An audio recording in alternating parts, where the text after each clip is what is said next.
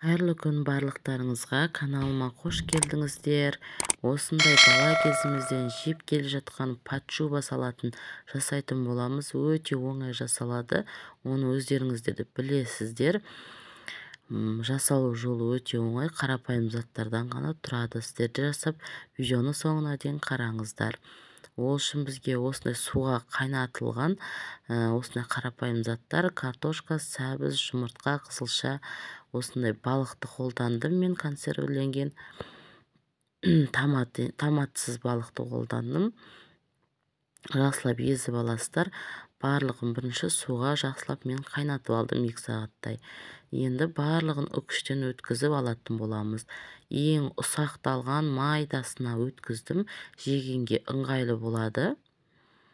Картошкамызды да, сәбізімізді де, енді жұмыртқамызды да үкіштің майда жағына осылай өткізіп алыңыздар. Ірі болып кетсе аса әдемі болмай қалады.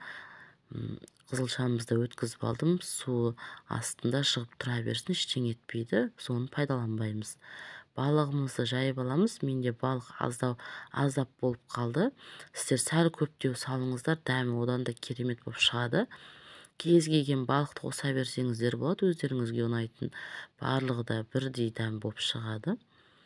Енді үстіне майонезімізді жағып, әрқайсысын үстіне қойып шығатын боламыз. Менде формасы болмады домалақ, сондықтан осылай да жасай берсеңіздер болады. Теп-тегіс домалақ болып шығады. Шыққандай қисық болмайды. Осылай да жасай беріңіздер вилканың көмегімен.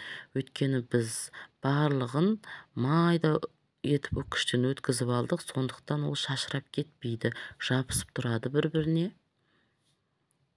Ақырындап қолымыздың көмегімен де, осылай жаймен, вилканың көмегімен де тегістеп шықсаңыздар болады. Форманың аса қажеті етпейді. Менде өте керемет болып шықты, ешқандай шашыраған жоқ. Биіктеу болып, өте әдемі дәм болып шықты. Әрқайсының арасына майонезімізді жағатын боламыз. Осылай вилканың көмегімен де тегістеп алсаңыздар болады. Енді жұмыртқамызды да өте ұсақтап өткізіңіздер үкіштен, сонда жегенге де ыңғайлы болады. Осындай қолмен форма шығарғанға да ыңғайлы болады. Осылай майда көттерінен өткізіп алыңыздар. Ақырап үстінен басып та қойыңыздар, бір-біріне жабысып тұрады. Тағы да майонезімізді жағып аламыз. Енді қызылшамызды салатын боламыз. Бізге суы қажет емес, сондықтан суын қоспаңыздар. Үстінен ақырындап сусыз жерінен вилкамен алып жайып алатын боласыздар. Осылай жасаймыз. Тура видеодағыдай жасасаңыздар, біздің жасап жатқан әрқайсысы шашырап кетпейді.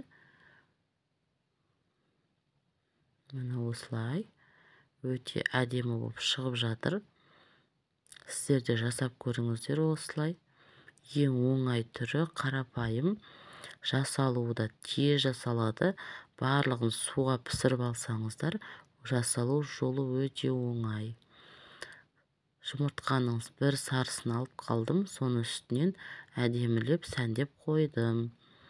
Майонезді да ақырындап жұқалап жағып қойсаңыздар болады, түрі әдемі көрініп тұру үшін. Міне өте әдемі болып шықты, домалақ болып шықты менде. Сіздер де осылай жасап, каналыма тіркелуді ұмытпаңыздар. Лайк басып, комментарий жазып кетсеңіздер де болады. Ас болсын сіздерге. Рахмет.